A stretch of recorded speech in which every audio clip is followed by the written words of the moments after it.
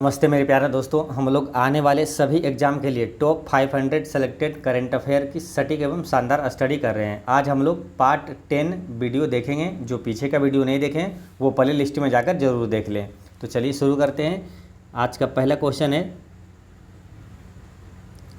हाल ही में बिहार के उप मुख्यमंत्री सह वित्त मंत्री सम्राट चौधरी ने राज्य विधानमंडल में वित्तीय वर्ष 2024-25 के लिए कितने रुपये का बजट पेश किया है?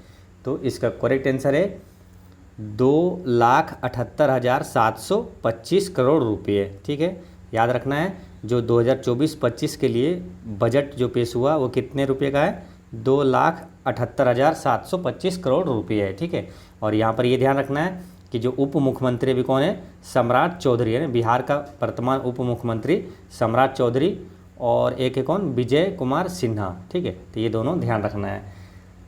ठीक है, और यहाँ पर एक चीज़ ये ध्यान रखना है कि ये जो 2,78,725 करोड़ रुपये ये जो बजट है यह बिहार के इतिहास में अब तक का सबसे बड़ा बजट है। ठीक है, तो ये ध्यान रखना है। नेक्स्ट क्वेश्चन है कि बिहार के किस जिले के नागी पक्षी आश्रयनी में 17 से 19 फरवरी तक 3 दिवसीय नागी पक्षी महोत्सव 2024 का आयोजन किया गया, जिसका उद्घाटन पर्यटन, पर्यावरण, वन एवं जलवायु परिवर्तन विभाग मंत्री प्रेम कुमार के द्वारा किया गया है।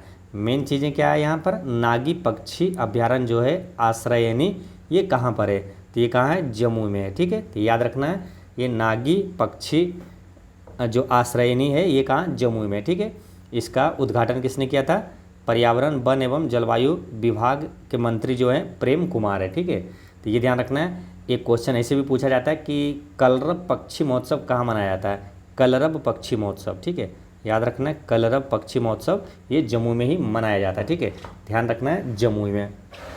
ठीक है, और बिहार का राजकीय पक्षी क्या है? तो बिहार का राजकीय पक्षी है गोरैया। ठीक है, ये भी याद रखना है, बिहार का राजकीय पक्षी है गोरैया। ठीक है, और विश्व गोरैया दिवस कब मनाया जाता है? तो 20 मार्च को मनाया जाता है। ये भी ध्यान रखना है ना। ये सारे इंपॉर्टेंट क्वेश्चन है। और वर्तमान में बिहार का पर्यावरण, वन व जलवायु परिवर्तन मंत्री अभी कौन है? तो ये डॉक्टर ये प्रेम कुमार है। ठीक है, याद रखना है। और केंद्रीय पर्यावरण, वन और जलवायु परिवर्तन मंत्री कौन बने हैं अभी? भूपेंद्र यादव है ना। केंद्र वाले में कौन है? भूपेंद्र यादव, और बिहार का में यह है डॉक्टर प्रेम कुमार। ठीक है, याद रखना है। जम्मू से कुछ क्वेश्चन और याद रखना है। जम्मू से तो दो पहले यही याद रखना, नागी पक्षी आश्रयनी या तो नागी नकटी डैम भी कहा जाता है, और कलरव पक्षी महोत्सव कहाँ मनाया जाता है? जम्मू में मनाया जाता है। और सबसे अधिक सोने का भंडार बिहार के किस जिले में मिला है? तो जम्मू में मिला है। याद रखना है, सबसे अधिक सोने का भंडार बिहार के किस जिले में? तो जम्मू में मिला है। और क्या याद रखना है, ये भीम बांध कहाँ है? तो भीम बांध मुंगेर में। ठीक है, ये याद रखना है। और कुछ महोत्सव है जो कि हाल फिलहाल में मनाया गया है, आपको याद रखना है। ठीक है, बिहार में जैसे कि सूफी महोत्सव कहाँ मनाया गया? तो ये मनेर शरीफ में मनाया गया जो कि पटना में है। ठीक है, मनेर शरीफ जो कि पटना में है, ये सूफी महोत्सव मनाया गया वहाँ। और 11वां थाबे महोत्सव कहाँ मनाया गया? तो गोपालगंज में मनाया गया। और उलार धाम महोत्सव ये पालीगंज जो कि पटना में है, पटना जिला में है, पालीगंज में मनाया गया उलार धाम महोत्सव। ठीक है, तो ध्यान रखना है। एक बार फिर समझ लीजिए। देखिए, जो कलरव पक्षी महोत्सव ये जम्मू में, सूफी महोत्सव ये मनेर शरीफ पटना में, और थाबे महोत्सव गोपालगंज में, और उलार धाम महोत्सव ये पालीगंज में मनाया गया। ठीक है, तो ये ध्यान रखना है। और सबसे अधिक सोने का भंडार से कौन कौन से स्टूडेंट हैं वो कमेंट करिएगा ना। सबसे अधिक सोने के भंडार वाला जिला से कौन कौन है? चलिए नेक्स्ट है, बिहार के किस जिले के अवस्थित Indian institute of information technology IIIT में दुनिया का सबसे छोटा सेमीकंडक्टर चिप का निर्माण किया जा रहा है, जिससे यह खबरों का विषय है? ठीक है, क्वेश्चन फिर से समझिए। बिहार के किस जिले में अवस्थित Indian institute of information technology यानी IIIT में दुनिया का सबसे छोटा सेमीकंडक्टर चिप का निर्माण किया जा रहा है? तो ये कहाँ पर किया जा रहा है? तो ये किया जा रहा है भागलपुर में है ना। इसका करेक्ट आंसर है भागलपुर, ठीक है, याद रखना है भागलपुर। और भारत का सिल्क सिटी यानी कि रेशम नगरी या रेशम का शहर किसे कहा जाता है, तो भागलपुर को ही कहा जाता है, ये ध्यान रखना है, ठीक है। भागलपुर को भारत का रेशम शहर कहा जाता है। नेक्स्ट है, बिहार सरकार ने राज्य में स्टार्टअप इकोसिस्टम को बढ़ावा देने के लिए हाल ही में किसके साथ एक समझौता किया है, तो किसके साथ एक समझौता किया है ना। इसका ऑप्शन दिया हुआ चारों, तो इसका करेक्ट आंसर क्या है, देखिए बिहार सरकार ने राज्य में स्टार्टअप इकोसिस्टम को बढ़ावा देने के लिए हाल ही में किसके साथ एक समझौता किया है, तो ये किया है सिडबी के साथ, है ना, सिडबी के साथ समझौता किया है ना, सिडबी, ठीक है। सिडबी से भी कई क्वेश्चन पूछा जाता है, ठीक है, तो वो भी ध्यान रखना है। जैसे सिडबी का फुल फॉर्म क्या होता है ना, small industries development bank of India, है ना, भारतीय लघु उद्योग विकास बैंक। इसकी स्थापना कब हुआ था, 1990 में हुआ था, ठीक है, ये ध्यान रखना है। और एक क्वेश्चन याद रखना है आपको कि हाल ही में किस स्टार्टअप को, जैसे स्टार्टअप से यहाँ क्वेश्चन आया था, तो हाल ही में किस स्टार्टअप को बिहार का best startup of the year पुरस्कार दिया गया, तो मेडीवाइजर प्राइवेट लिमिटेड को दिया गया, ये याद रखना है ना, मेडीवाइजर प्राइवेट लिमिटेड को ये बिहार का जो best startup of the year पुरस्कार दिया गया है, ठीक है, तो ये ध्यान रखना है। और सिडबी का मुख्यालय कहाँ है, तो लखनऊ में, ये याद रखना है। और विश्व बैंक का मुख्यालय कहाँ है, तो वाशिंगटन डीसी में। एशियाई विकास बैंक का मुख्यालय कहाँ है, तो वो फिलीपींस के मनीला में है ना, यहाँ देखिए विश्व बैंक दिया, विश्व बैंक का मुख्यालय वाशिंगटन डीसी हो गया आपका। और एडीबी है ये, है ना, एशियाई विकास बैंक, है ना, एशियाई डेवलपमेंट बैंक जो है, नहीं यहाँ तो एबीडी लिखा है, लेकिन ध्यान रखना है एशियाई विकास बैंक जो है उसका मुख्यालय कहाँ है, तो फिलीपींस के मनीला में है। और आरबीआई का मुख्यालय कहाँ है, तो मुंबई में है, ये याद रखना है। नेक्स्ट है कि अंतर्राष्ट्रीय सौर गठबंधन का 119वां सदस्य कौन सा देश बना है, तो अंतर्राष्ट्रीय सौर गठबंधन का 119वां देश बना है माल्टा, याद रखना है माल्टा, ठीक है। अच्छा, अंतर्राष्ट्रीय सौर गठबंधन का मुख्यालय कहाँ है, तो हरियाणा के गुरुग्राम में है। काफ़ी इंपॉर्टेंट क्वेश्चन है कि अंतर्राष्ट्रीय संगठन है ये जिसका मुख्यालय भारत में है, हरियाणा के गुरुग्राम में है। और अंतर्राष्ट्रीय सौर गठबंधन की स्थापना कब हुआ था, 2015 में, है ना, नीति आयोग की स्थापना कब हुआ था, 2015 में हुआ था, ठीक है, तो ध्यान रखना है। नेक्स्ट है, किस पूर्वोत्तर राज्य ने काजी नींबू, है ना, काजी नींबू यानी खट्टे नींबू को राज्य फल घोषित किया है, तो ये किया है मालूम, असम, है ना, असम राज्य का राजकीय फल है काजी नींबू, ठीक है, तो ये ध्यान रखना है। और असम के बारे में कुछ जानते हैं, असम की राजधानी कहाँ है, दिसपुर है। असम का वर्तमान में भी करंट अफेयर में याद रखना, मुख्यमंत्री कौन है, हेमंत विश्वकर्मा है। और इसका असम का राज्यपाल अभी वर्तमान में कौन है, तो गुलाब चंद कटारिया है। और एक सींग वाले गेंडा के लिए विश्व प्रसिद्ध राष्ट्रीय उद्यान कौन सा है, तो काजीरंगा राष्ट्रीय उद्यान है, कहाँ है, असम में है। मानस राष्ट्रीय उद्यान भी असम में है। और भारत का सबसे लंबा नदी पुल कौन सा है, तो ढौला सदिया पुल है, कहाँ है, तो असम के ब्रह्मपुत्र नदी पर है, ठीक है, ये सारी चीज़ें याद रखना है। कामाख्या मंदिर कहाँ है, तो वही असम में ये। नेक्स्ट है, तेलंगाना सरकार ने राज्य गान बदलने का फैसला किया है, नया गान क्या है, तो तेलंगाना राज्य का नया गान क्या है, जय जय हो तेलंगाना, ठीक है, जय जय हो तेलंगाना, तेलंगाना का नया राज्य गान है, ठीक है। तेलंगाना राज्य का गठन कब हुआ था, तो 2 जून 2014 को हुआ था, ठीक है, तेलंगाना राज्य का गठन 2 जून 2014 को हुआ था। तेलंगाना की अभी वर्तमान में मुख्यमंत्री कौन है, रेवंत रेड्डी है। वर्तमान राज्यपाल कौन है, सीपी राधाकृष्णन है। तेलंगाना की राजधानी का है, हैदराबाद है। नेक्स्ट है, केंद्र सरकार ने किस भाषा को 9वीं भारतीय शास्त्रीय भाषा का दर्जा देने का ऐलान किया है, तो केंद्र सरकार ने फारसी को, है ना, फारसी को 9वीं भारतीय शास्त्रीय भाषा दर्जा देने का ऐलान किया है। देखिए शास्त्रीय भाषा भी है भारत में, टोटल 8 था पहले और एक नया है फारसी, तो टोटल 9 हो गया।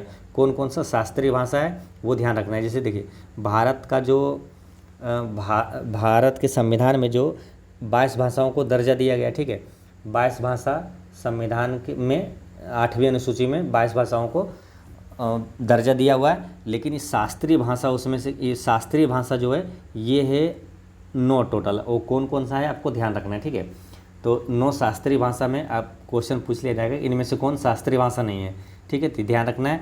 अब है टोटल कितना, 9। कौन कौन सा है, तमिल, तेलुगु, संस्कृत, कन्नड़, है ना।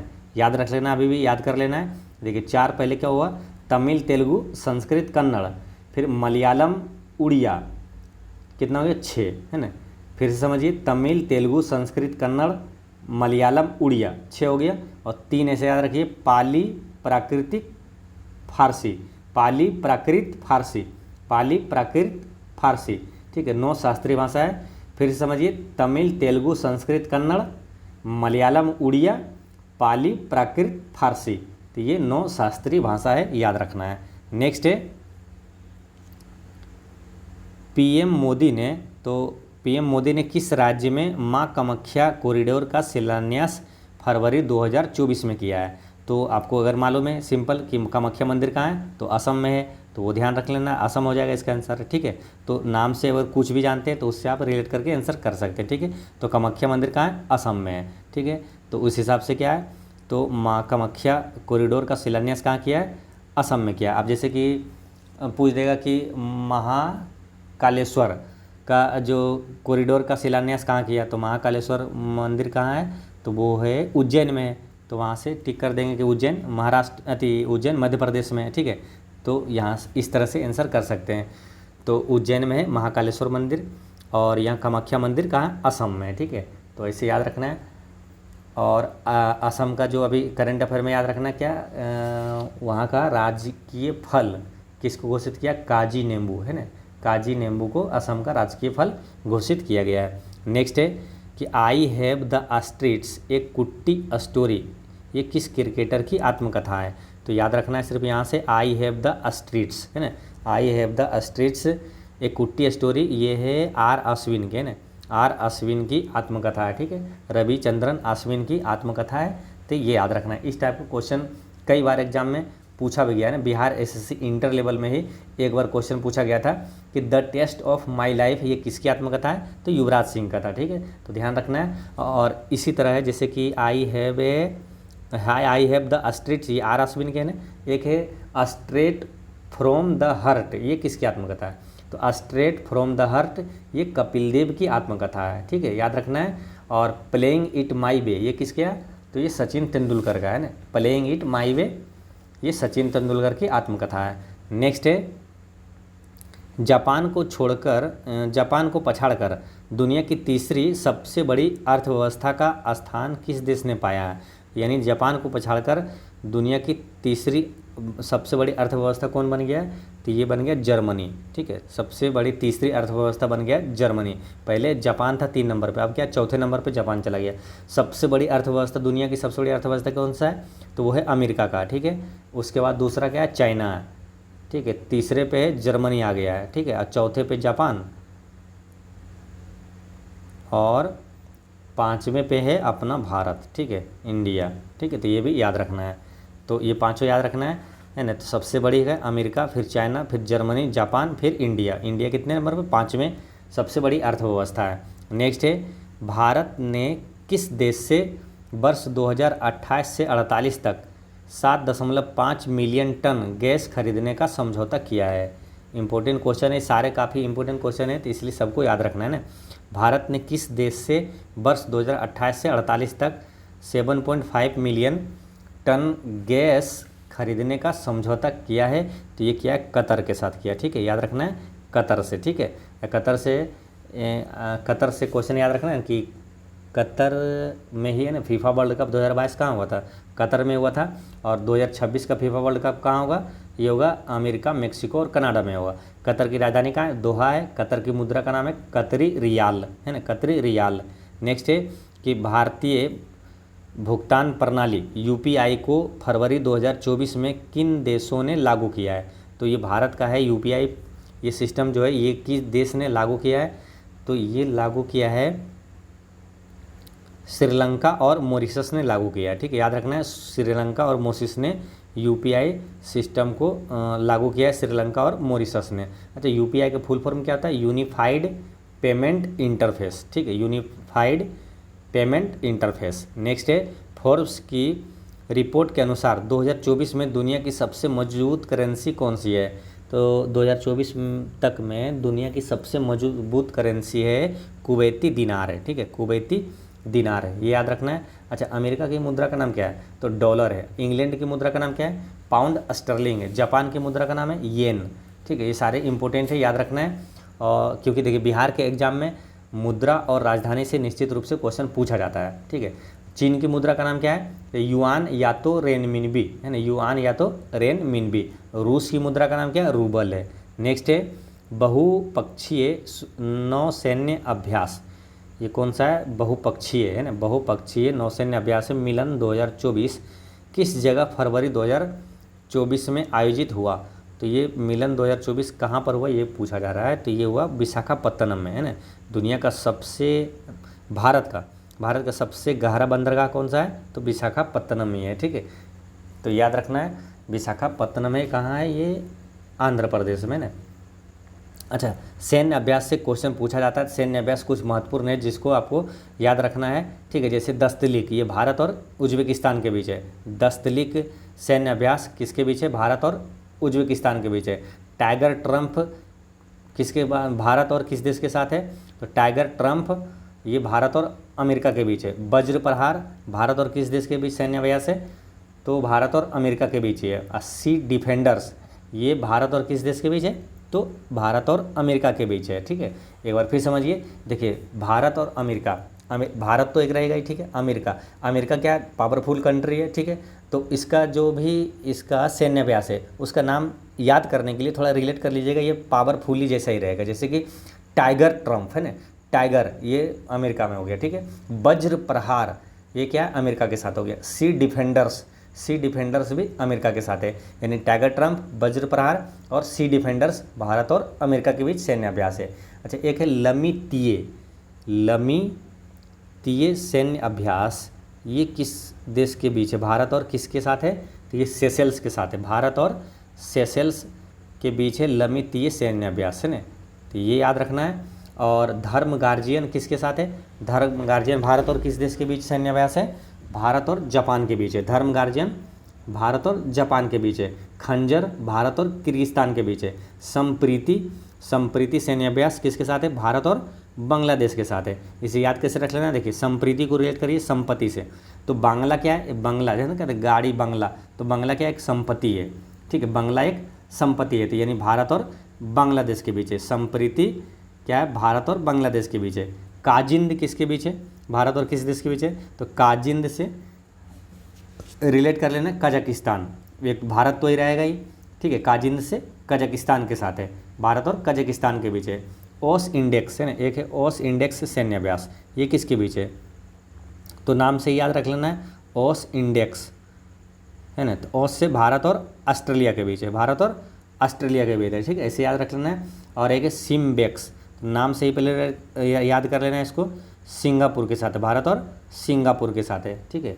तो ऐसे याद करना है इसको, तो याद रहेगा भारत और सिंगापुर के बाद। एक है जाइमेक्स भारत और किसके बीच है? तो यहाँ से याद कर लेना जापान के साथ है, JAMEX है ना, भारत और जापान के साथ है, ठीक है। तो ऐसे याद रखना है इसको।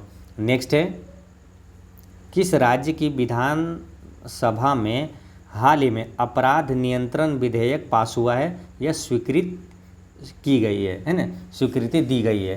तो किस राज्य की विधानसभा में अपराध नियंत्रण विधेयक पास हुआ है? तो ये हुआ है बिहार, है ना। बिहार विधानसभा में अपराध नियंत्रण विधेयक पास हुआ है या स्वीकृति की गई है, ठीक है। ये काफ़ी इंपॉर्टेंट क्वेश्चन है, तो याद रखना है। अच्छा, कुछ इंपॉर्टेंट चीज़ें यहाँ पर रिवीजन कर लेते हैं। विधानसभा का कार्यकाल कितना होता है? तो 5 वर्ष का होता है। और विधानसभा का नेता कौन होता है? राज्य का मुख्यमंत्री होता है। राज्य विधानमंडल में कितने सदन होते हैं? जैसे लोकसभा में होता है ना कि संसद में होता है लोकसभा राज्यसभा, उसी प्रकार राज्य विधानमंडल में कितने सदन होता है? 2 सदन ही होता है, विधान परिषद और विधानसभा होता है। विधानसभा में अधिकतम सदस्य कितना हो सकता है? 500 हो सकता है, अधिकतम सदस्य 500। और विधानसभा में न्यूनतम जो सदस्य होता है वो 60 होता है, ठीक है। तो ये भी ध्यान रखना है। नेक्स्ट है, हाल ही में खबरों में रहा मिशन दक्ष का संबंध किस राज्य से है, जो शिक्षा विभाग द्वारा पढ़ाई में कमज़ोर बच्चों की शिक्षा में सुधार के लिए शुरू किया गया है? काफ़ी इंपॉर्टेंट क्वेश्चन है, बीपीएससी में ये क्वेश्चन पूछा हुआ है ना। हाल ही में खबरों में रहा मिशन दक्ष का संबंध किस राज्य से है, जो शिक्षा विभाग द्वारा पढ़ाई में कमज़ोर बच्चों की शिक्षा में सुधार के लिए शुरू किया गया है। तो ये है बिहार, है ना। तो किस राज्य से है, तो बिहार से है ना। बिहार में ये अभियान ये शुरू किया गया है मिशन दक्ष से, ठीक है। तो ये ध्यान रखना है, बिहार इसका करेक्ट आंसर हो गया। मिशन दक्ष जो है ये बिहार में शुरू किया गया है, जो कि कमज़ोर बच्चों को पढ़ाई में सुधार के लिए शुरू किया गया है, ठीक है। तो ये ध्यान रखना है। और यहाँ से एक क्वेश्चन याद रखना है आपको, बिहार का भी वर्तमान शिक्षा मंत्री कौन है, सुनील कुमार है। भारत का भी वर्तमान शिक्षा मंत्री कौन है, तो धर्मेंद्र प्रधान है, ये याद रखना है। काफ़ी इंपॉर्टेंट है, अभी चर्चे में है। भारत के शिक्षा मंत्री क्वेश्चन आपसे पूछा जा सकता है, धर्मेंद्र प्रधान है। नेक्स्ट है, संगीत नाटक अकादमी द्वारा वर्ष 2022 और 23 के लिए बिहार के कितने कलाकारों का चयन संगीत नाटक अकादमी पुरस्कार के लिए किया गया है। तो 2022-23 के लिए ये किया गया, कब दिया गया है, मार्च 2024 में ही दिया गया, ठीक है। अब बिहार के पूछा कितने कलाकारों को, तो बिहार के 5 कलाकारों को ये संगीत नाटक अकादमी पुरस्कार दिया गया है। वो 5 व्यक्ति है कौन कौन, तो एक है भरत शर्मा, है ना, भरत शर्मा व्यास जो है भरत शर्मा, और प्रेमलता मिश्रा, तीसरा है नीतू कुमारी नूतन, और 2 है कौन कौन है, सीताराम सिंह और आसिफ अली हैदर। ये 5 है, एक बार फिर समझिए, भरत शर्मा, प्रेमलता मिश्रा, नीतू कुमारी नूतन और सीताराम सिंह और आसिफ अली हैदर। ये 5 लोगों को 2024 में 2022-23 के लिए संगीत नाटक अकादमी पुरस्कार दिया गया है।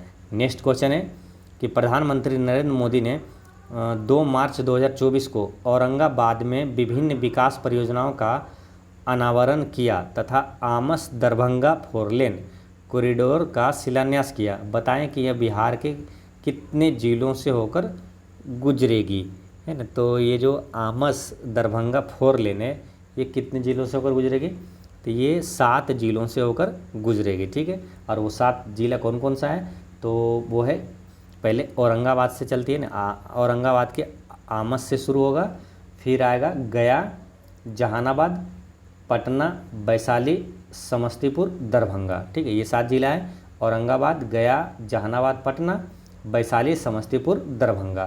तो ये 7 जिलों से होकर ये 4 लेन आमस दरभंगा 4 लेन गुजरेगा। नेक्स्ट है, नरेंद्र मोदी द्वारा हालिया प्रदान किए गए प्रथम राष्ट्रीय रचनाकार पुरस्कार नेशनल क्रिएटर अवार्ड 2024 के तहत मधुबनी बिहार की गायिका मैथिली ठाकुर को किस सम्मान से सम्मानित किया गया है। तो मैथिली ठाकुर को 2024 में किस सम्मान से सम्मानित किया गया है, तो इन्हें दिया गया सांस्कृतिक राजदूत ऑफ द ईयर, है ना, cultural ambassador of the year. किसे दिया गया है, तो ये मैथिली ठाकुर को दिया गया है, ठीक है। मधुबनी की रहने वाली है मैथिली ठाकुर, ये गायिका है, ठीक है। तो ये ध्यान रखना है, इन्हीं को मिला है 2024 में सांस्कृतिक जो राजदूत ऑफ द ईयर है, cultural ambassador of the year दिया गया है, किसको, बिहार के मैथिली ठाकुर को दिया गया है, ठीक है। तो ये याद रखना है। और यहाँ पर कुछ क्वेश्चन देखते हैं आगे। नेक्स्ट क्वेश्चन में देखते हैं कि बिहार के किस जिले में 165 करोड़ रुपए की लागत से बने सॉफ्टवेयर टेक्नोलॉजी पार्क का उद्घाटन 13 मार्च 2024 को किया गया है ना। 165 करोड़ की लागत से बने सॉफ्टवेयर टेक्नोलॉजी पार्क, है ना, सॉफ्टवेयर टेक्नोलॉजी पार्क का उद्घाटन ये कहाँ पर, किस जिले में किया गया है, तो ये किया गया भागलपुर में, है ना, याद रखना है। करेक्ट आंसर इसका भागलपुर में क्या, सॉफ्टवेयर टेक्नोलॉजी पार्क का उद्घाटन किया गया है, ठीक है। और भारत का रेशम मार्ग किसे कहा जाता है, तो भागलपुर को ही कहा जाता है। और दुनिया का सबसे छोटा सेमीकंडक्टर चिप का निर्माण कहाँ किया जा रहा है, तो वो भागलपुर में ही किया जाता है, ठीक है ना। दुनिया का सबसे छोटा सेमीकंडक्टर चिप का निर्माण भागलपुर में ही किया जा रहा है, ठीक है।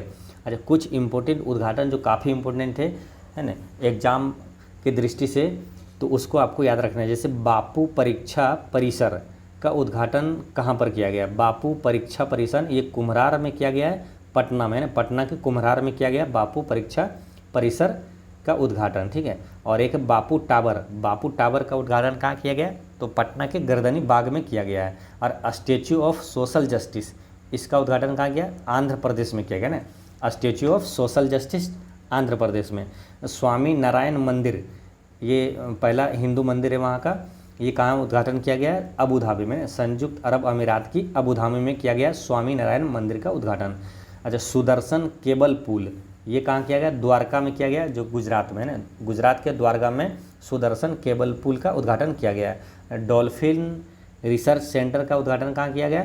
तो डॉल्फिन अनुसंधान केंद्र, ये पटना में इसका उद्घाटन किया गया। एक सेला सुरंग, सेला सुरंग का उद्घाटन अरुणाचल प्रदेश में किया गया है। ठीक है, चलिए नेक्स्ट क्वेश्चन है, केंद्र सरकार ने हाल ही में मार्च 2024 में बिहार के 2 नए वंदे भारत एक्सप्रेस की सौगात दी है। बताएं कि वंदे भारत एक्सप्रेस ट्रेन चलाने वाली देश की पहली महिला लोको पायलट कौन है ना? तो वंदे भारत ट्रेन चलाने वाली देश की पहली महिला लोको पायलट कौन है? तो ये है सुरेखा यादव, है ना, इसका करेक्ट आंसर है सुरेखा यादव। सुरेखा यादव वही है जो कि भारत में भी है ना रेलवे की पहली महिला रेलगाड़ी चालक, ये सुरेखा यादव ही थी। ठीक है, याद रखना है, भारत में रेलवे की पहली महिला रेलगाड़ी चालक ये सुरेखा यादव ही थी। ठीक है, तो ये ध्यान रखना है। और बिहार को जो 2 नए वंदे भारत ट्रेन मिला है वो कहाँ से कहाँ तक चलती है? पटना से लखनऊ, फिर लखनऊ से पटना आ जाती है। ठीक है, और दूसरा जो है वो पटना से न्यू जलपाईगुड़ी तक चलती है। ठीक है, तो ये ध्यान रखना है। और भारतीय रेलवे की जो भारत में रेलवे जोन कितना मालूम? तो 18 रेलवे जोन है ना, पुरानों की संख्या भी 18 है। और बायोस्फीयर रिजर्व भी भारत में कितना है? 18 है। महाभारत में पर्व की संख्या कितना है? तो 18 है। अच्छा, पूर्वी मध्य रेलवे का मुख्यालय कहाँ है? तो ये हाजीपुर में, हाजीपुर जो है वैशाली जिला में पड़ता है। ठीक है, तो ये ध्यान रखना है। नेक्स्ट क्वेश्चन है, भागलपुर में हालिया आयोजित कवियों के एक सम्मेलन में निम्नलिखित में से किन्हें हिंदी साहित्य शिरोमणि अवार्ड से सम्मानित किया गया है? ठीक है, भागलपुर में हालिया आयोजित कवियों में एक सम्मेलन में निम्नलिखित में से किन्हें हिंदी साहित्य शिरोमणि अवार्ड से सम्मानित किया गया है? तो इसका करेक्ट आंसर है राम आसरे गोयल को किया गया है ना, राम आसरे गोयल को ये दिया गया है क्या? हिंदी साहित्य शिरोमणि अवार्ड से सम्मानित किया गया है। नेक्स्ट क्वेश्चन है कि 15 मार्च 2024 को नीतीश कुमार की अध्यक्षता में हुई कैबिनेट बैठक में 108 एजेंडों को मुहर लगी। बताएं कि बिहार के किस स्टेडियम को बीसीसीआई को दीर्घकालीन समय के लिए लीज पर दिया जाएगा? तो बिहार के किस स्टेडियम को बीसीसीआई को दीर्घकालीन समय के लिए लीज पर दिया जाएगा? तो ये दिया जाएगा मोइनुल हक स्टेडियम को, है ना, मोइनुल हक स्टेडियम को बीसीसीआई को लीज पर दिया जाएगा। ठीक है, और बीसीसीआई का वर्तमान में अध्यक्ष कौन है? रोजर बिन्नी है।